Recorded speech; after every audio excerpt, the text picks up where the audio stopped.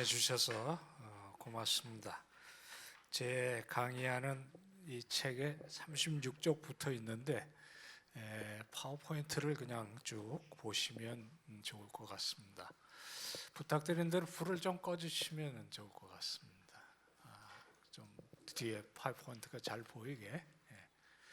예, 이게 불을 끄면 주무시는 데도 도움되고 아주 좋습니다. 저는 뭐 잘 안 보여도 괜찮은데 제 파워포인트를 올려주시면 좋겠습니다. 목사님들이 좀 개척 현장 또 교회 섬기시는데 많이 힘드시는 가운데 있는 줄로 알고요. 저는 사실 철학 선생인데 은퇴 후에는 이제 선교학을 지금 계속 7년째 가르치고 있는 중입니다. 이유는 딱 하나입니다. 아주 제일 친했던 친구가 미셔널 처치 연구자인데 저는 그 친구에게 해석학을 가르치고 그 친구는 저한테 선교학을 가르친 게 도움이 된 것 같습니다.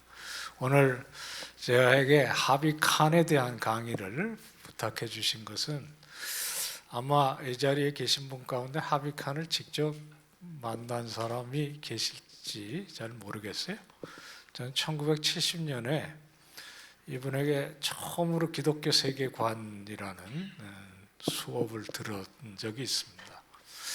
나중에 80년에 10년 후에 웨스트민스터 신학교에 가서 공부를 하면서 더욱더 좀 친해질 수 있는 계기가 되었는데 그리고 한 20년, 30년 후에 아까 그 선교학을 저한테 가르쳐 줬던 그 마이크 고힌이라는 친구와 제가 이분의 평전을 쓰게 됐습니다.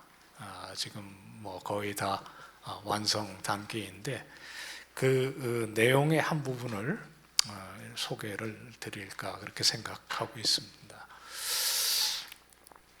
파워포인트가 안 움직이네요. 예, 이게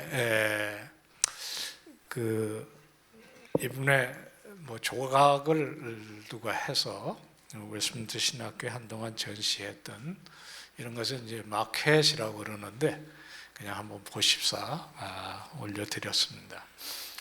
이분의 커리어 중에 제일 중요한 커리어는 아마 미국 웨스트민스터 신학교에서 도시 선교라는 개념을 시작하신 걸 겁니다. 그것이 그 제자였던 박사과정을 그 밑에서 했던 팀 켈러에게 아마 영감이 되었고 그것이 우리 CTCK의 어떤 모멘트가 됐다고 그렇게 생각을 하는데 제가 말씀드렸던 책의 첫 부분을 그러니까 미국 쪽의 사역은 제 친구가 쓰고 한국 쪽의 사역은 제가 썼던 그 부분의 하나를 지난 1년 전에 신학진함에 실었던 글입니다. 이것이 이 자료집에 들어가 있긴 한데 글씨가 너무 작아서 원하시는 분들이 있으면 우리 본부를 통해서 PDF 파일을 제가 드리겠습니다. 관심이 있으시면 그렇게 하시면 될 것 같습니다. 그 앞부분의 내용입니다. 미국 정통 장로교회 OPC의 한국 선교사로 60년부터 72년까지 한국에 계셨고요. 그 중에 10년을 총신대학에서 온갖 것을 가르치시다가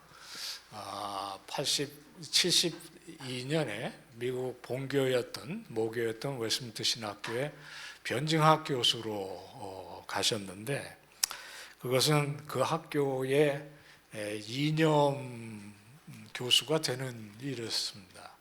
이분의 전임은 코넬리어스 벤틸이었기 때문에 그 코넬리어스 벤틸의 그 후임이 된다는 것은 웨스트민스터 신학교의 정신이 되는 거나 마찬가지인데 불과 2년 후에 그것을 내려놓습니다. 이유는 딱 하나였습니다. 선교학 교수가 되기 위함이었습니다. 그 당시에 웨스트민스터 신학교는 선교학이라는 과목이 없었습니다. 그렇게 개척자가 되어서 돌아가실 때까지 웨스트민스터 신학교의 선교학 교수를 했습니다. 이분의 선교 신학은 실천지향적이다라고 그냥 표현할 수 있습니다. 나중에 조금 설명드리겠는데, 그에 앞서서 이 모든 백그라운드에 한국에서 선교했던 그 경험이 있다는 것은 아는 사람들이 그렇게 많지 않습니다. 한국에 있으면서 이미 1970년대에 한국의 토착적인 상황화 신학이 필요하다고 외쳤는데, 그 당시에 우리 장로교 합동 측의 교단과 총신대학교 분위기에서는 의심을 사기에 족한 표현이었습니다.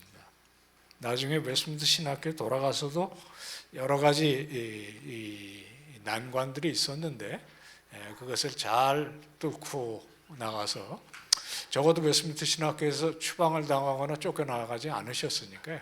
그러면서 동시에 같이 힘썼던 것이 도시선교라는 개념입니다. 팀 켈러에게 영감을 준 개념이죠. 사실 그것을 다르게 표현하면 통전적 또는 총체적, 영어로는 홀리스틱 미션입니다. 개혁주의에 철저히 신학적으로 근거한 것이고, 복음을 개인과 문화 변혁을 위해서 총체적인 진리로 이해한다는 개념입니다. 한편으로 사회 참여에만 빠져있는 진보적 자유주의 신학, 잘못되었다고 비판하고요.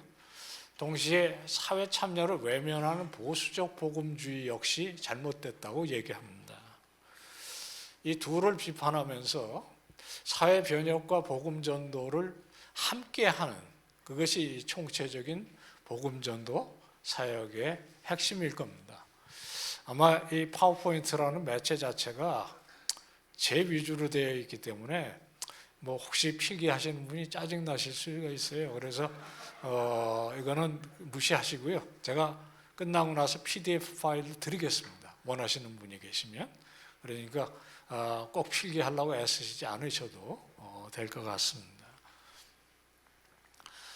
이번에 즐겨 쓰는 말 중에 1차원적 영성, 2차원적 영성, 3차원적 영성, 4차원적 영성이라는 말이 있어요. 1차원적 영성은 두 종류인데, 하나는 이 하비 칵스 같이 세상 중심 또는 소위 말하는 사회 참여 중심, 그 1차원에 머문다, 그렇게 얘기했어요.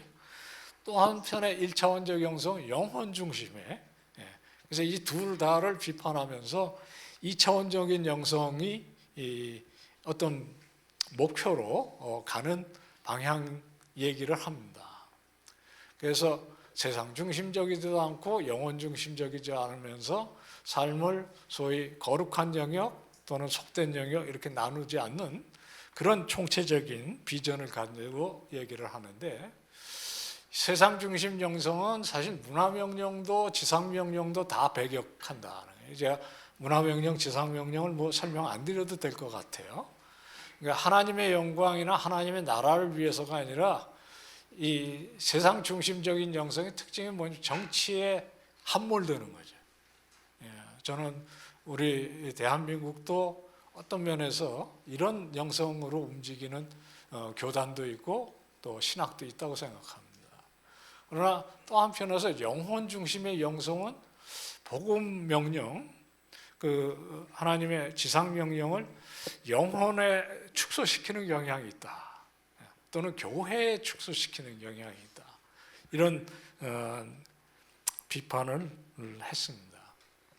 그래서 이 문화명령과 지상명령은 이것이냐 저것이냐의 문제가 아니라 둘 다를 해야 되는데, 사실 이 둘 다 할 때 굉장히 중요한 것이 뭐냐? 그러면 뭐가 먼저인데? 라고 묻는 겁니다. 그러니까 뭐가 문제인데? 라고 묻지 말라고 얘기해요. 왜냐하면 이것은 우선순위를 따질 문제도 아니라는 거죠. 이분법적으로 세상과 이 거룩한 영역을 나누지도 않아야 되지만, 복음주의 명령과 사회적인 책임의 문제는 어느 것이 앞서고 뒤서고 하는 그런 것도 아니고, 이 둘을 추상화된 복음주의 명령과 사회적인 책임의 명령을 둘로 추상시켜 놓고 합친다고 해서 총체적인 게 되는 게 아니라, 그렇게 얘기했어요. 이제 이 부분이 아마 저에게 오늘 부탁하신 신학적인 어떤 내용일 겁니다. 이게 두 명령이 아니고 사실 복음 전도를 하지만 복음 전도가 결국에는 지향하는 것은 그 복음이 심겨지는 것이 하나님의 나라로 바뀌어가는 것이 결국에는 하나님의 뜻이시고 창조에서부터 새하는 것 새 땅까지 하나님께서 앞서서 역사하고 계시다면 그것을 지금 여기서 부르심을 받은 내가 여기서 무엇을 해야 되느냐는 사실 복음으로 영혼을 구원하는 것과 더불어서 그 영혼이 하나님의 나라의 일꾼으로 하나님의 역사의 동참자로 세워가는 그것이 이 복음주의 명령이라면 이 둘은 어느 것이 앞선다고 따지는 문제가 아니라고 강조하는 것이죠.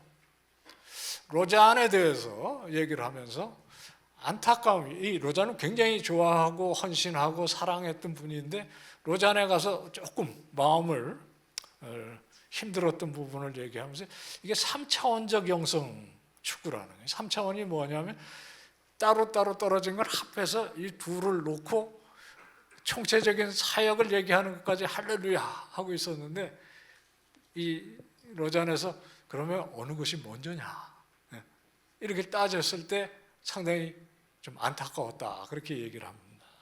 그래서 4차원적 영성의 회복을 얘기하는데 이것이 하나님께서 영혼만 창조하시고 구원하시는 것이 아니라 창조로부터 새하늘과 새 땅까지 역사하시는 그 모든 과정 가운데 하나님이 앞서서 선교적 일을 하고 계신다는 거죠. 그랬을 때 이제 대개 제가 이렇게 얘기하면 여러분 마음속에 소위 미시오 데이 그래서 이건 에큐메니칼 이렇게 얘기를 생각하실 수 있으실 텐데 아마 이 자리에 와 계신 분들이시면 지금은 미시오 데이라는 개념이 특별히 하비칸 같은 사람의 노력을 통해서 또는 복음주의 선교학자들의 노력을 통해서 지금 보편적으로 받아들여지는 개념이라는 건 아실 겁니다. 다 그게 딱 한 뜻입니다.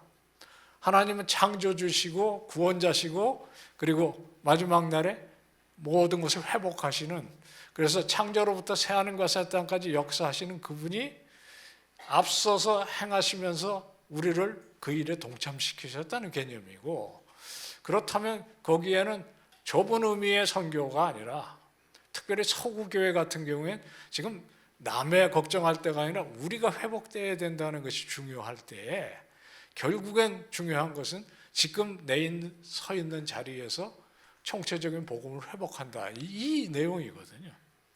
그래서 체스터턴의 말처럼 기독교야말로 어떤 면에 가장 물질적인 종교일 수 있다는 거예요.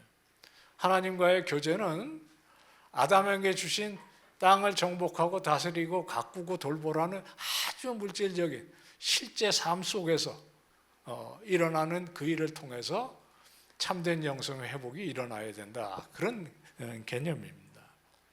그래서 이 둘은 따로따로 떨어져 있는 명령이 아니라는 거죠. 어떤 면에서 그레이트 커미션, 이 지상 명령은 회복된 창조 명령이라 그렇게 이야기해도 될 겁니다. 구원의 두 방식 중에 하나이고 교회 안과 세상 모두에서 하나님의 말씀의 메신저 역할을 성령 안에서 이루는 과업이라고 이야기를 할 수 있습니다. 제가 굉장히 좋아하는 책 중에 하나 이 하워드 스나이더인데요. 감리교 목사지만 상당히 개혁주의적인 신학을 가진 분인데 Salvation means creation healed라. 제가 이 책 제목 딱 보는 순간 이 책 무조건 사자 그렇게 생각했어요.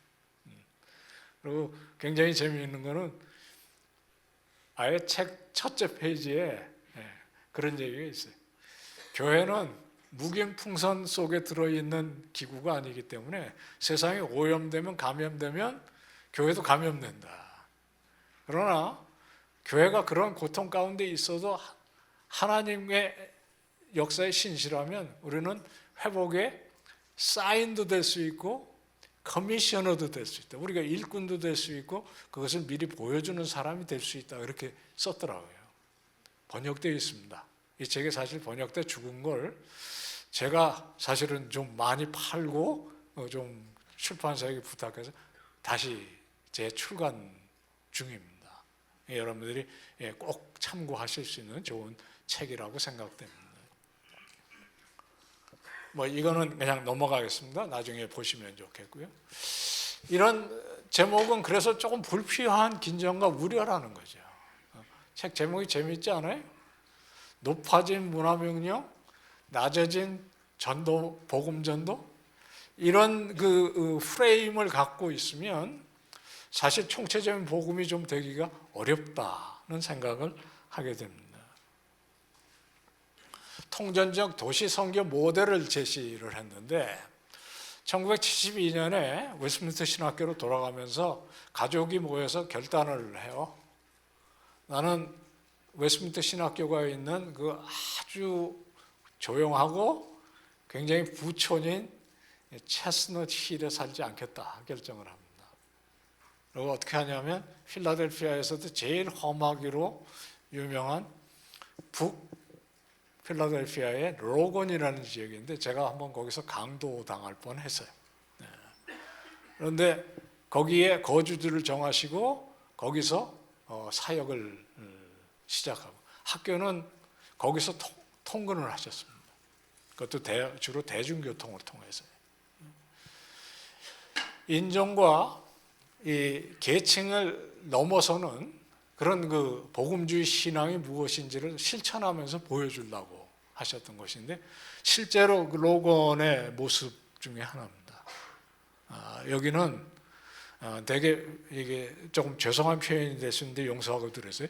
미국의 도시를 망가뜨릴 때 되게 흑인들이 파괴해 놓으면 그 다음에 푸에토리칸들이 들어와서 완전히 불태워버린다 이런 말이 있어요. 그 수준의 타운입니다. 거기에 들어가서 실제로 사시면서 지역의 그 이민자들 또는 그 흑인 목회자들을 재교육시키는 프로그램을 하는데 이분들은 사실 웨스트민스터 신학교 입학을 거의 할 수 없습니다. 학력이 우선 안 되시고 그 커리큘럼을 따라올 수도 없고 실제로 웨스트민스터 신학교는 뭐 거의 100% 백인들의 학교니까요. 그래서 거기서 이제 신학 교육을 시작하는데 그래서 도시 선교의 앞에 뭐가 있냐면 도시 목회자들에 대한 트레이닝 프로그램이 있었던 거죠. 그러면서 본인도 거기서 그 신학을 개발을 하기 시작합니다. 항상 이 중요한 개념은 holistic contextual theology인데 theology가 아니고 doing theology. 신학은 명사가 아니라 동사라고 생각합니다. 이거는 사실 문화 인류학을 할 때 굉장히 중요한 개념인데 문화를 명사로 생각하는 사람과 동사로 생각하는 사람은 우선 이 세계관이 다릅니다. 이 하비칸이 상당히 복음주의 신학자로서는 굉장히 일찍 이 doing theology잖아요. 신학은 항상 동사다. 내가 처한 곳에서 하나님의 역사를 보면서 여기서 무엇을 해야 되는지 놓고 상황과 씨름하는 게 신학적인 작업이라고 생각을 하는 거죠. 시대와 상황을 놓고 거기에 충실하게 씨름을 하다 보면 이게 교회, 신학교는 말할 것도 없고 교회 안에 갇히는 신학이 될 수가 없는 것인데 이 씨름의 근본적으로 시작이 어디냐면 자기가 한국에 선교사로 와가지고 3년 차에 벽에 부딪히는 경험입니다. 뭐 일화는 그렇게 잘 알려져 있지 않은데요. 총신대학교가 그 당시에 1970년에 전기가 안 들어왔던 거 혹시 아십니까?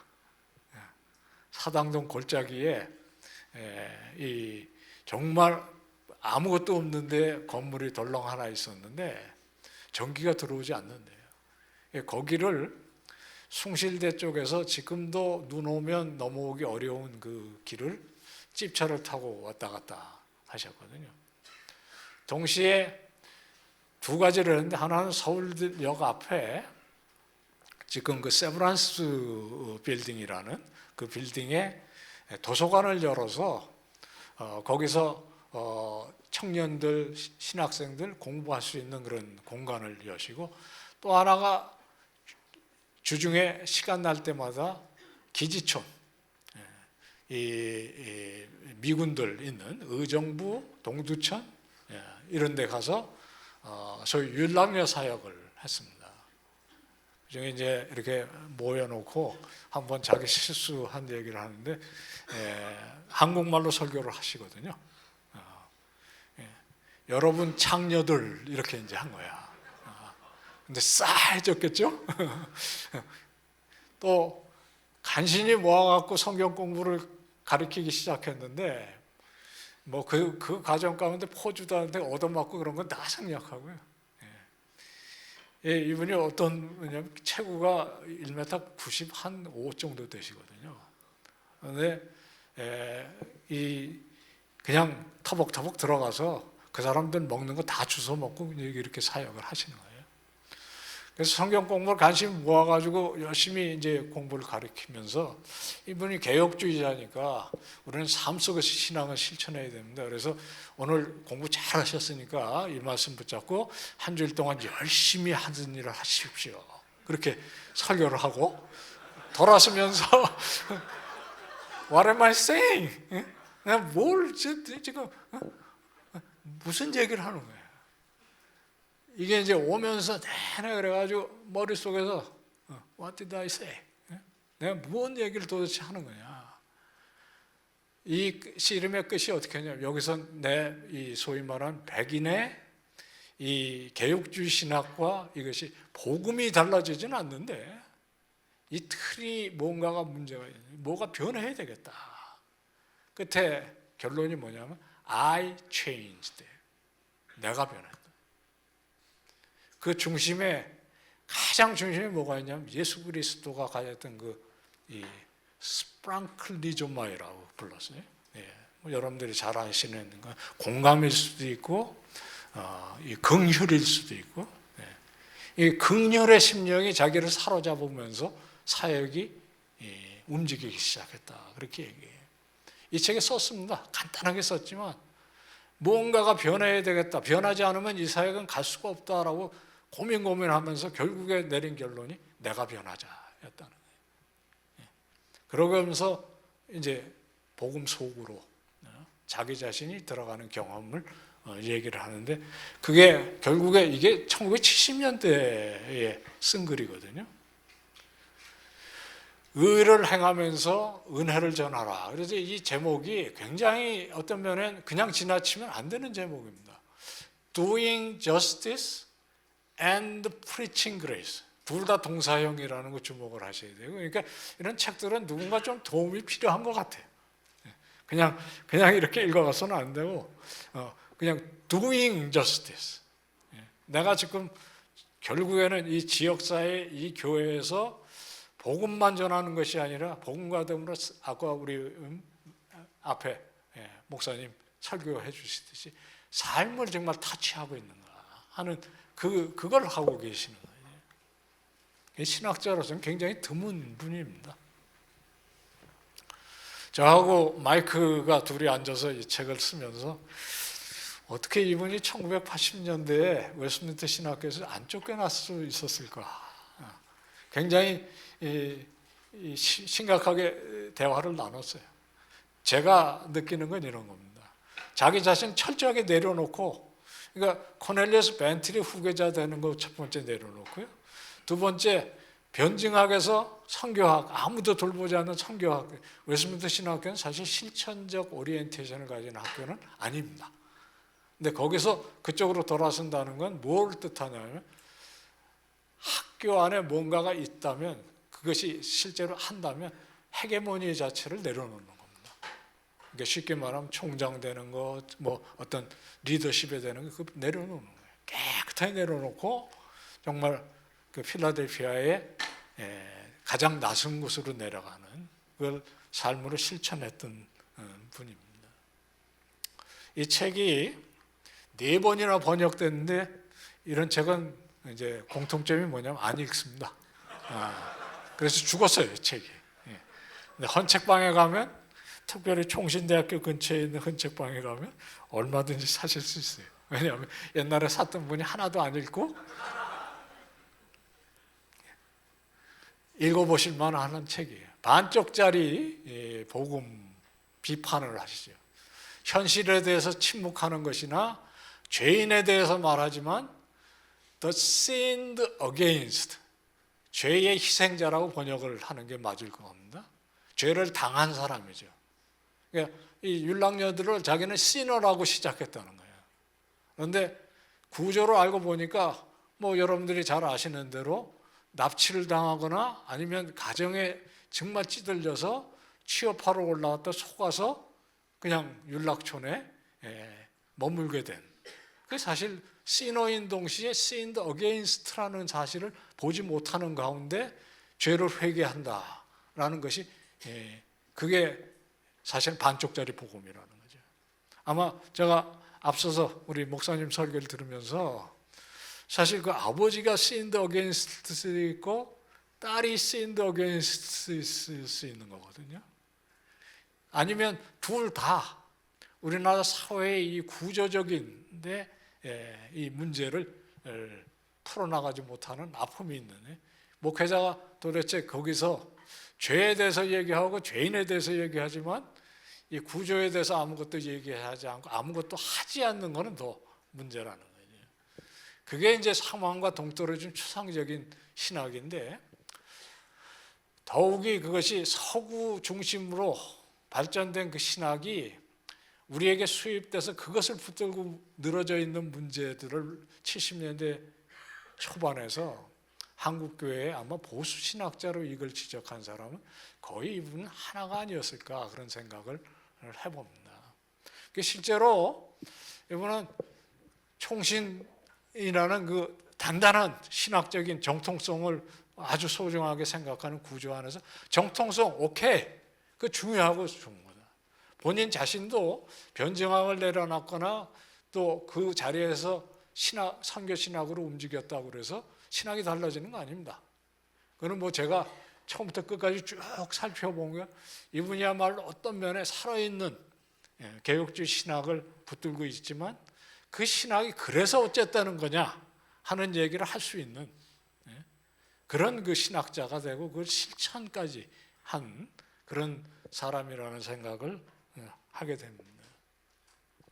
이게 1968년인가 신학진암에 이 뭐라고 그럴까요? 편집인이 돼서 권두원으로 쓴 3페이지짜리 글입니다. 근데 제목이 창조적 신학의 기쁨이라는 제목을 붙였어요. 그래서 지금 1968년 어간에 벌써 이 얘기를 하고 있고요. 이게 그 이후에 이분의 그 사역 전반을 쭉 합니다. 그러니까 신학은 창조적인 작업이어야 되고, 창조적이라면 항상 현실과 상황 속에서 살아있는 작업을 해야 된다는 얘기를 하고 있는 거죠. 그래서 이분의 선교 신학이 한국에서 싹트기 시작했다는 얘기는 공허한 얘기가 아닙니다. 창조적 신학학이라는 것은 doing theology creatively라는 표현인데요. 보수 신학의 불편한 양심이라고 불리기도 하고, 웨스트민스터 신학교 안에서는 내부의 외부자라 그런 평도 들었어요. 이분에 대한 평전은 여태까지 나온 적이 없어요. 그런데 마크 고닉이라고요. 이건 뭐 팀 켈러의 굉장히 중요한 이 동역자인데, 고닉이 쓴 글 속에 이 외부의 내부라는 말이 있어요.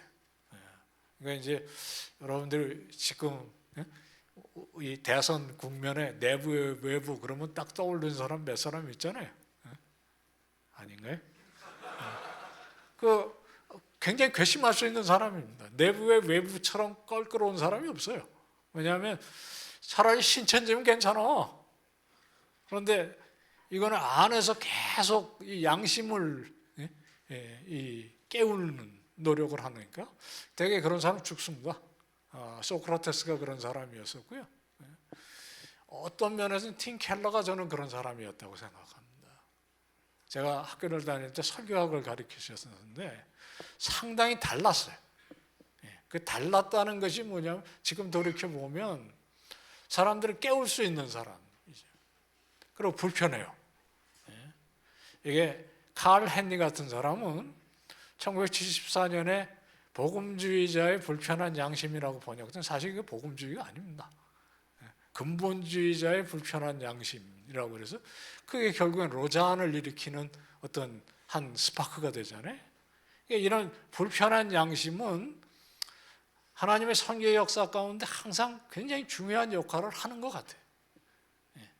이 하비 칸은 이런 책이나 글을 쓴 적은 없지만 보수 신학의 불편한 양심이 같은 것은 사실입니다. 해방 신학을 연상시킬 만한 뭐 과감하게 그 단어들을 쓰거든요. 예를 들어 상황화, 토착화, 또 나중에는 이 운동권이 즐겨 쓰기 시작하는 이 컨시엔타이제이션이라고요. 의식화 이런 용어들을 뭐 과감하게 채용해서 쓰니까요. 신학적 정체성을 의심받죠. 그래서 한 두 번쯤은 노예들이 고소해서 OPC 총회에 조사도 받습니다. 다행히 잘 넘어가는데 비결이 있어요. 그래서 참 뭐 그걸 소개해야 될지는 잘 모르겠는데요. 지혜롭습니다. 그게 이제 특별히 리더십 롤에 갔을 때 그렇게 되면 그건 공동체의 어려움을 초래할 수가 있으니까 그거를 안 하는 거죠. 그것도 한 방법이고요. 사실은 이런 비판을 개의치 않습니다. 왜냐하면 제가 보기에 그게 가능한 건 본인 그 마음 중심에 자기 신학에 대한 확실성이 있어서 그래요. 이게 정통 신학에 대한 확신이 있기 때문에 남이 비판하는 것에 되게 이 비판하는 사람들이 그것밖에 없는 사람들이 비판하거든요.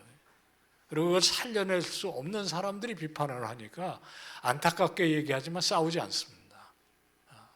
전통에 함몰된 전통주의자가 되는 대신 전통을 진정으로 살려내는 그 일을 하기 위해서 신학자가 뭐를 해야 되는지를 아시는 분이었다. 그런 생각을 합니다.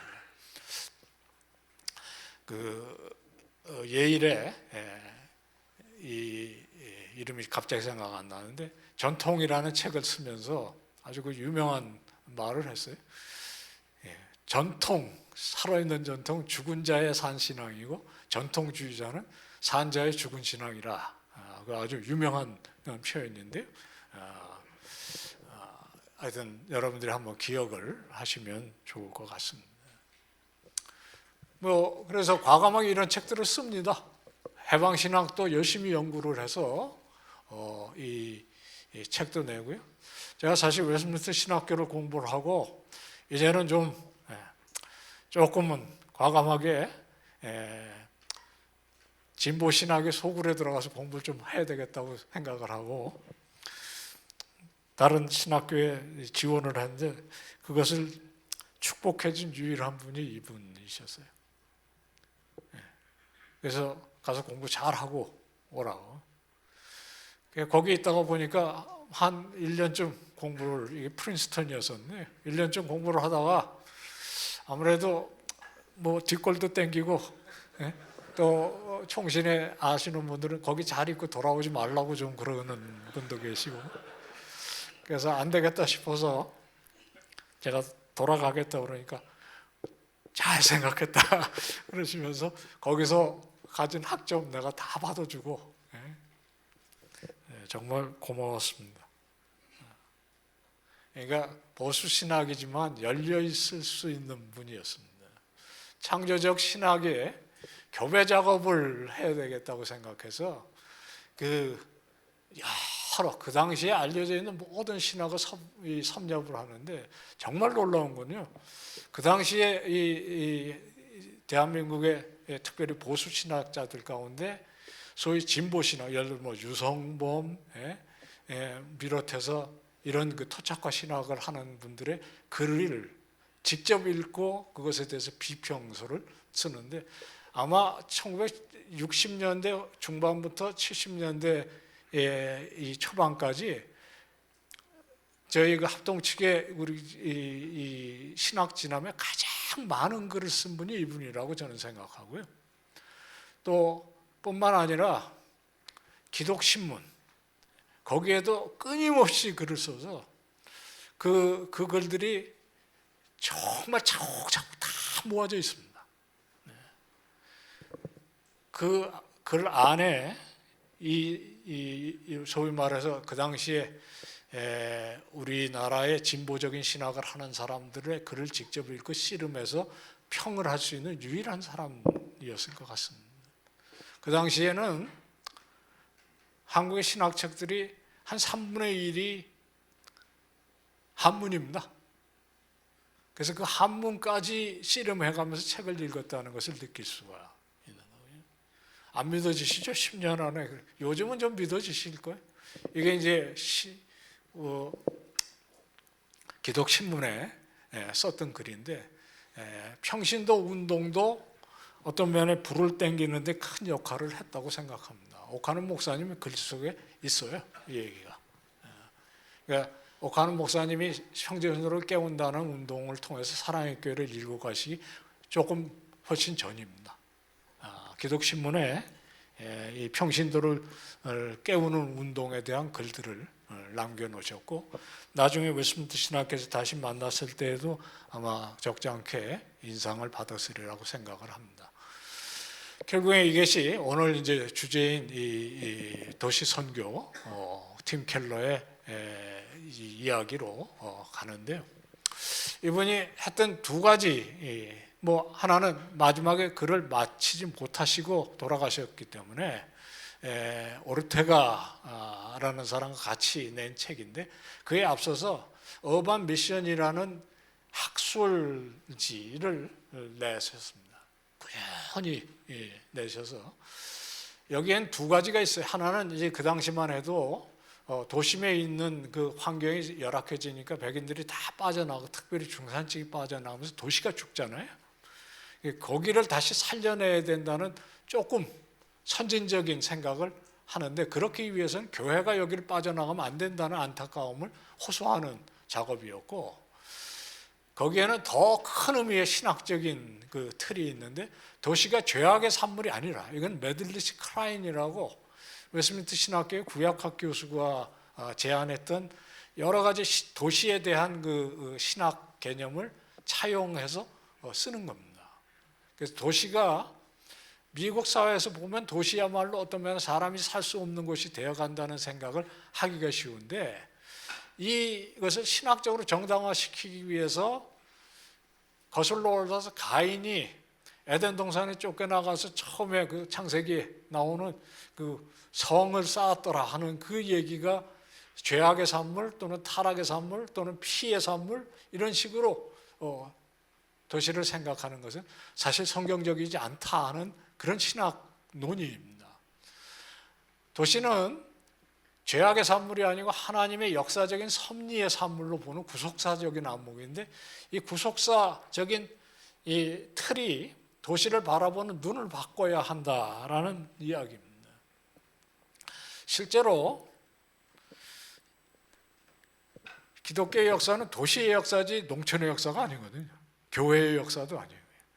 그러니까 사도 바울의 전도 여행을 보면 다 우리식으로 표현하면 도시 찍고 다음 도시로 계속 하는 겁니다. 그래서 다 도시로 가잖아요. 기독교는 도시의 프로그램입니다. 도시 선교의 프로그램입니다.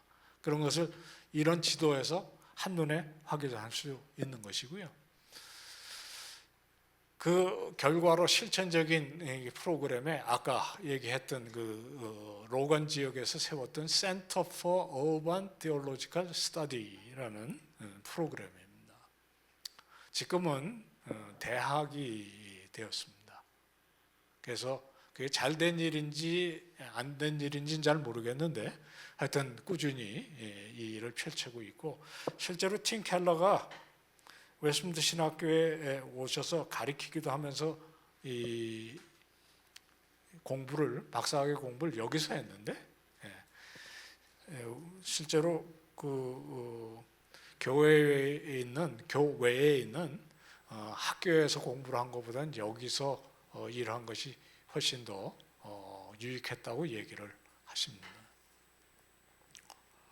뉴욕의 리디머 교회를 낳는 그런 그 연장선으로 가죠. 뭐 이 부분을 여러분들이 잘 아실 거예요. 그래서 뭐 제가 길게 얘기를 안 하겠는데 구원이 여호와께 속하였다는 말씀을 가지고 나의 교구는 이 맨하탄에 있는 그 조그마한 학교 강당에서 모이는 그 리디머 교회가 아니라 뉴욕이 나의 교구라는 생각, 또 뉴욕을 통해서 하나님의 나라가 펼쳐가는 그것을 비전으로 삼는 그런 내용이죠. 이제는 나머지 한 20분 신학적인 전통에 대한 얘기를 하겠습니다. 세 개인데요. 첫 번째가 쭉 말씀드렸던 개혁주의 신학과 철학인데, 제가 왜 신학과 철학을 구분하냐면 사실은 이것이 하나인데 우리들이 되게 개혁주의 신학은 익숙하지만 철학은 더 이상 가르치지를 않거든요. 미국 프린스턴 신학교에 없었던 네덜란드의 개혁주의 전통을 이분이 다시 끌고 들어옵니다. 이분은 사실 이것을 어디서 배웠냐면 캘빈 칼리지, 웨스트민스터 신학교에 오기 전에 대학의 철학과를 캘빈 칼리지에서 다녔는데, 거기서 배웠던 아브라함 카이퍼, 헤르만 바빙크, 그리고 요한 바빙크, 이런 사람들의 어떤 그 넓은 개혁주의 문화 비전 같은 것들을 학부 시절에 기초로 깔을 수 있었고요. 웨스트민스터 신학교에 와서는 코넬리어스 벤틸의 전제주의 변증학이라는 것인데, 이거는 사실 네덜란드의 개혁주의 철학과 괴를 같이 하는 것입니다. 전제주의라는 게 뭐냐면 모든 사상에는 집에 기초가 있듯이 사상에도 기초가 있고 그 전제에 따라서 세상을 보는 관점이 달라진다. 그래서 결국엔 이게 기독교 세계관 이야기입니다. 그것을 종합해서 개혁주의 선교학을 만들어내는 겁니다. 그래서 신학적으로는 여러분들이 보셔야 할 몇 가지가 있다면, 19세기와 20세기에 네덜란드에서 다시 살아나기 시작한 칼빈주의 운동이죠.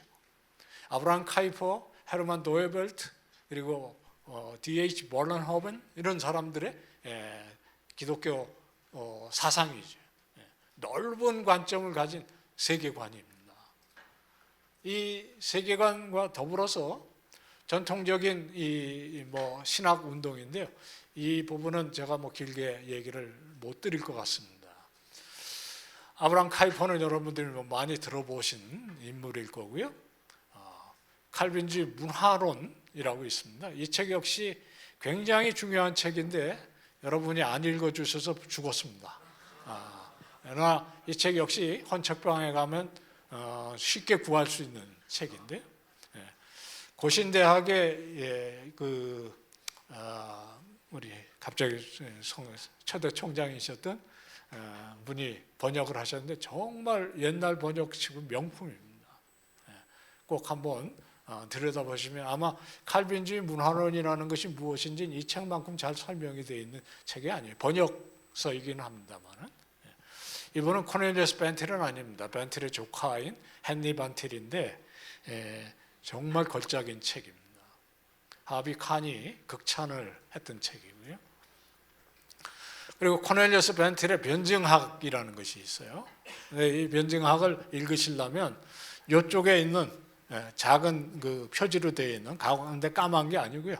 저것도 제 이름으로 번역자가 되어 있습니다만은 저 책은 좋은 책이 아닙니다. 저쪽에 오리지널 변증학, 저것이 이 변증학 책인데 아마 좋은 신학적인 기초가 될 수 있다고 생각이 듭니다.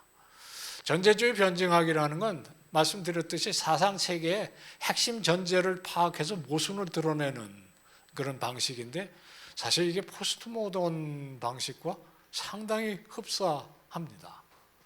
사상과 학문의 종교적인 성격을 밝혀서 사상이 절대로 중립적이지 않다는 것을 드러내는 비판이죠. 그리고 기독교 신앙이 편견이나 고집이 아니라 훨씬 더 이성적이라는 것을 불신 사상과 정면 충돌하기를 거부하지 않는 굉장히 용감한 변증학입니다. 이게 놀랍게도 하비 칸의 거의 이 DNA에 새겨져 있는 것 같아요. 그래서 하비 칸은 굉장히 재밌는 것이요, 한편으로는 굉장히 전투적입니다. 그러나 또 유연하게 피해야 될 때는 굉장히 또 빠르게 유연하게 피해가는, 그래서 감당하기가 쉽지가 않은 적 중에 하나예요. 적이라면 그렇습니다.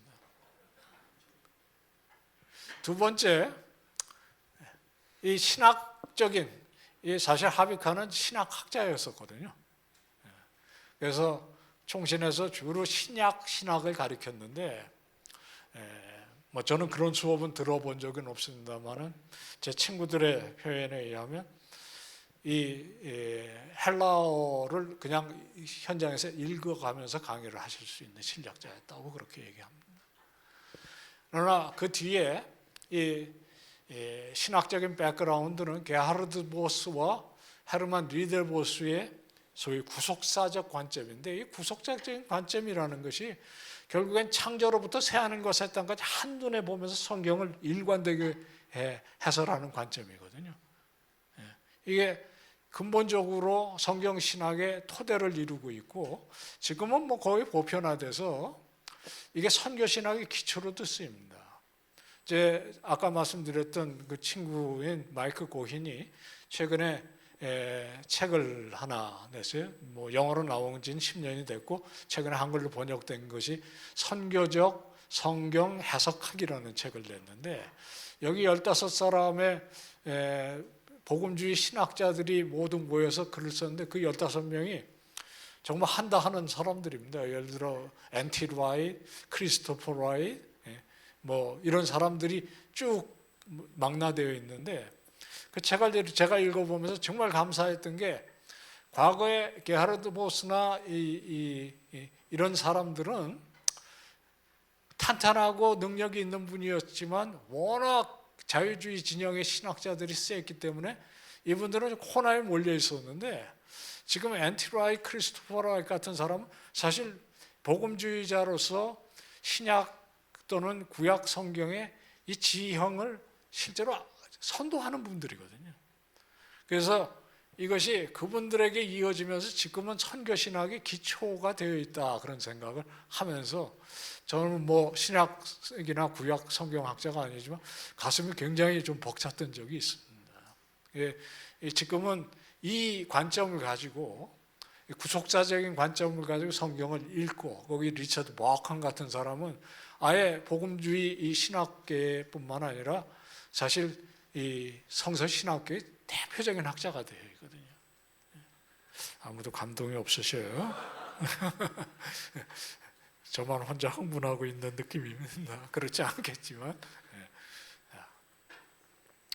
선교 신학에는 아무래도 이 요한 이 사람은 헤르만 바빙크가 아닙니다. 조카인데요.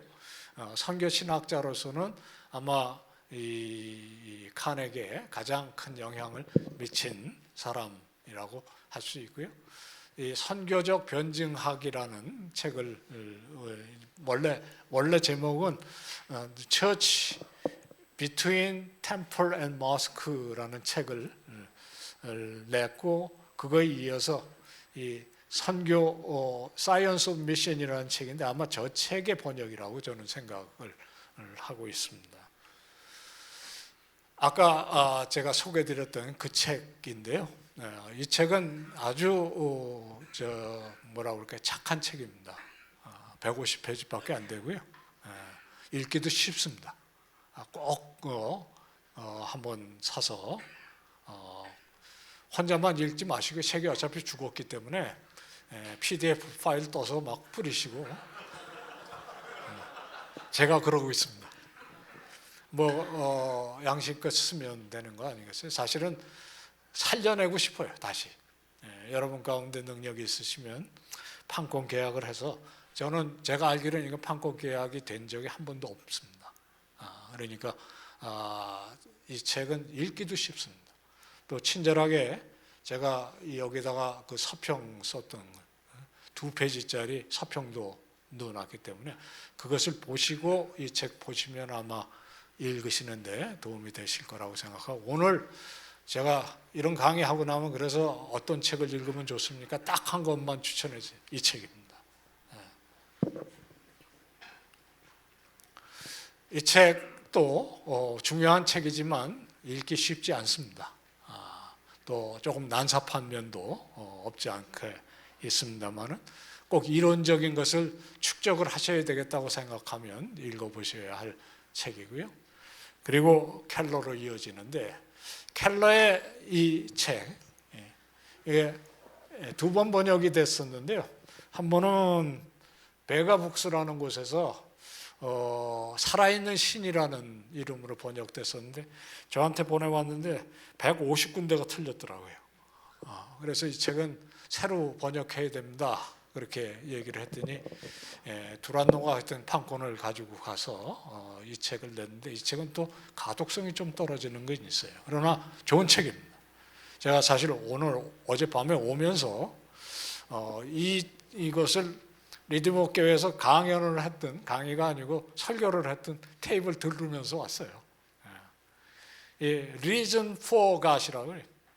그러니까 이분이 까뮤, 니체, 또 모든 사람들을 동원해서 시작을 어떻게 하냐면, 모든 철학자들, 모든 사상가들이 가장 씨름하는 문제는 도대체 내가 왜 살아야 하느냐, 무엇 때문에 이 일을 해야 되느냐 하는 그런 이슈인데, 이 책의 핵심은 안 믿는 사람, 뉴욕 맨하탄, 거기는 정말 어떤 면에 특이한 곳이잖아요.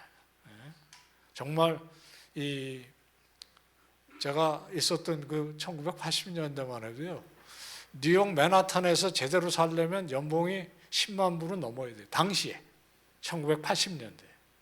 그리고 10만 불 받는 사람들이 대개 어디 사냐면 정말 요만한 10평이 안 되는데 화장실도 따로 없어요. 화장실이 없어. 그냥 변기만 있어. 거기서 사는데 그 당시에 그게 3,000불이었어요. 월세가. 그렇게 살아가는데 최고의 지식인 수준들, 최고의 방만한 라이프 스타일, 그리고 첨단 문화 속에 사는 사람들을 상대로 해서 거기 뛰어들어가서 개척을 한 거 아니에요. 들어갈 때 사실은 이분이 다른 곳에서 목회를 잘하고 있다가 어떤 면에 징발돼서 거기에 투입이 된 건데요.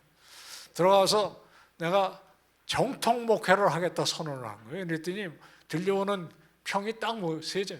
포겟이지. 말도 안 되는 소리 하지 마라. 지금 누가 그 리디목 교회를 향해서 말도 안 되는 소리라고 하겠어요? 거기 가서 그 살려내면서 굉장히 씨름했던 그 주제 중에 하나가 배타성을 깨트리고 복음을 정착시키는 거 하나, 두 번째는 삶의 이유에 대해서 얘기하는 거예요. 그래서 이 책은 기본적으로 믿고 싶은데 의심 때문에 못 믿는 사람, 믿다가 신앙을 포기한 사람, 그런 시리즈로 갑니다. 제가 한번 미국에 갔다가 돌아오면서 친구가 줘서 이 책을 비행기에서 읽기 시작했는데, 정말 처음에 딱 잡아가지고 비행기 내릴 때까지 자는 시간 빼놓고는 못 놓겠더라고요. 정말 흥미진진한 책입니다. 그래서 한 곳만 소개하겠다고 그러놓고 자꾸만 늘어나는데, 원래 이 공부하는 사람 이런 자리에 세우면 이렇게 됩니다. 이 얘기는 들을 필요가 없을 거고요. 이 부분에 아마 가장 잘 안 알려져 있고 잘 이해를 안 하는 부분 중에 하나인데, 하비 칸은 성경학자였습니다. 그런데 미국에 돌아가면서 웨스트민스터 신학교에서 가르치면서 선교학으로 빠져나오긴 했지만 끝까지 씨름한 것은 해석학이었습니다. 이게 이제 무슨 조짐이냐면, 이만큼 하비 칸은 첨단 학문이 어느 방향으로 가고 있는지를 알고 있었다는 증거입니다. 사실 이 당시에 이런 얘기를 들어서 힌트를 받고 해석학으로 간 두 사람이 있어요. 한 사람이 케빈 벤 후저였습니다. 지금 이 복음주의 신학계의 해석학자로는 최고일 거고요. 그리고 부족한 저입니다. 그런데 이 케빈 벤 후저하고 저하고는 사실 같은 학년이었습니다. 그 당시에 이 웨스트민스터 신학교에서 해석학이 이 신학을 밀고 들어오고 있다라는 것을 감지한 거의 유일한 사람이었을 겁니다. 그래서 이것을 씨름하면서 굉장히 문제가 되는 게 뭐냐, 해석하면 근본적으로 포스트 모던 신학이거든요. 포스트 모던 철학입니다. 그래서 해석학을 잘못 받아들이면 상대주의자가 될 수밖에 없어요. 그래서 그것을 씨름하면서 웨스트민스터 신학교가 강하게 붙잡고 있는 성경 무어성과 해석학의 문제를 통합하기 위해서 씨름을 합니다. 그래서 나온 유명한 책들이, 이거는 이제 편집한 책이고요. 본인의 걸작이라고 할 수 있는 Eternal Word and Changing World. 제목 자체가 시사하는 바가 분명하죠. 하나님의 말씀은 영원 불변한 하나님의 말씀이라는 확신, 이게 개혁주의자의 확신입니다. 그러나 세상은 끝없이 변하고 있다는 거예요. 이 둘 사이에 경우 해석학이 자리한다는 걸 아는 분인데요. 이 책 역시 죽었습니다. 그리고 잘 죽었어요. 왜냐하면 저 책은 정말 쓸모가 없는 번역이었습니다. 혹시 번역자를 아시면 용서하십시오. 그러나 책은 씨름해 볼 만한 책입니다.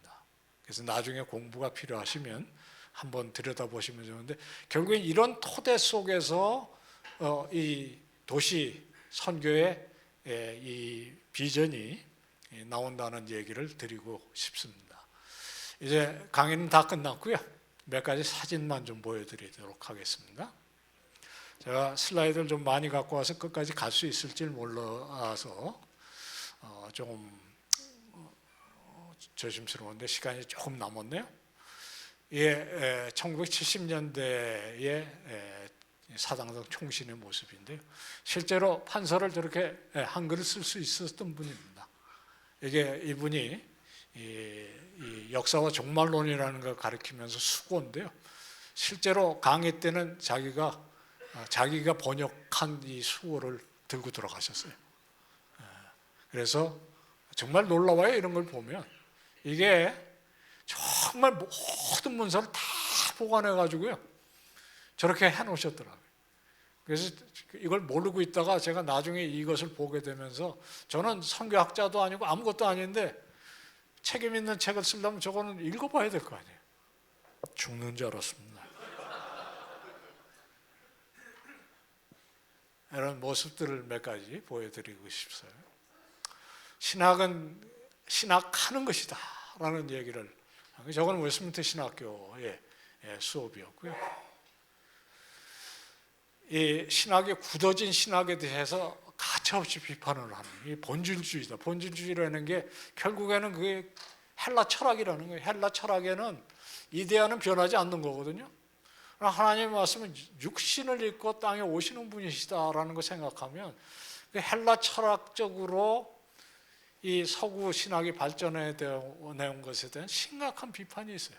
뭐 그걸 여기서 소개해드릴 필요는 없는데, 그걸 굳어진 신학을 스콜라 철학이라고 해서 본인 자신이 정통 신학에 대한 자부심과 확신이 있음에도 불구하고 신학을 죽여놓는 것에 대한 가차없는 비판을 하는 거죠. 선교의 본인 인질에 대해서 비판을 하다 보니까 서구 신학에 대해서 비판을 하게 되고요. 이것이 다 어떤 면에 자기가 10년 동안 여기서 12년 동안 선교를 실제로 몸으로 체험하면서 했던 그 아마 열매라고 생각이 듭니다. 뭐 여러 가지 사진들이 있는데, 이 사진에 이제 제일 크게 있는 그 웃는 모습이 이 너털 웃음이라고 있어요. 이분이 항상 보면 신학의 경계선상에서 왔다 갔다 하시거든요. 그래가지고 대중 강연을 할 때 이제 질문이 나올 수가 있거든요. 그래서 먼저 질문을 하세요. 질문을 어떻게 하냐면, 이거는 어떻습니까? 저거는 어떻습니까? 한 20개 질문을 쫙 늘어놔요. 그래서 청중들이 막 애가 타게 만들, 그래서 그 답이 뭡니까? 라고 나오잖아요. 그럼 답을 안 하세요. 그래가지고 계속 그렇게 해서 말씀하셨는데 어쩌고 저쩌고 그래서 그렇게 하면 끝에 어떻게 하냐? 으아! 그러고 그냥 도망가요. 이게 이분의 최고의 전략이에요. 그 사실 답할 필요가 없어요. 왜냐하면 청중들이 대부분 알아요. 어떻게 해야 되는지. 불편할 뿐이죠. 어떤 의미에서 우리는 질문으로 청중에게 도전할 필요가 있을지 모르겠습니다. 저한테 주어진 시간 다 돼서 마치겠습니다. 무조건. 젊을 때 사진이고요. 이게 웨스트민스터 신학교의 가운데 하얀 머리가 코넬리어스 벤틀이고요. 그 다음이 하비 칸이고 그 옆에가 서철원 교수님이십니다. 어렸을 때, 젊었을 때 한국에 오셨을 때 사진입니다. 이상입니다. 고맙습니다. 한 가지 광고만 하나, 한 1분만 할게요. 요거를 좀 QR 코드를 찍어 놓으십시오, 사진으로. 그러면 여러분들에게 드릴 선물이 있습니다. 여기 제가 실물을 갖고 있는 건데, 이거는 강의하고는 직접 관계가 없어 보이지만 실제로 그 실천적인 삶, 이 잡지는 사실 제가 편집하는 것인데 기독교 세계관 동역회에서 내는 거고, 그냥 여러분들이 이 QR 코드를 통해서 보실 수 있습니다. 신앙과 삶이라고 총체적인 사역의 한 내용인데요. 이 단체고 이렇게 나옵니다. 이게 이쪽은 가정의 달의 이 특집이고 이쪽은 탄핵 국면의 정치적인 이슈를 다룬 내용이고, 위로 올라가면 양극화, 청년 빈곤, 챗GPT, 저출산 이런 식으로 이슈들을 지금 다루고 있습니다. 다 보실 수 있습니다. 모바일로도 보실 수 있고, 이건 뭐 우리 이사장님 드리고 가야 될 것 같은데 혹시 실물을 손으로 만져보고 싶은 분은 와서 만져보실 수 있습니다. 감사합니다.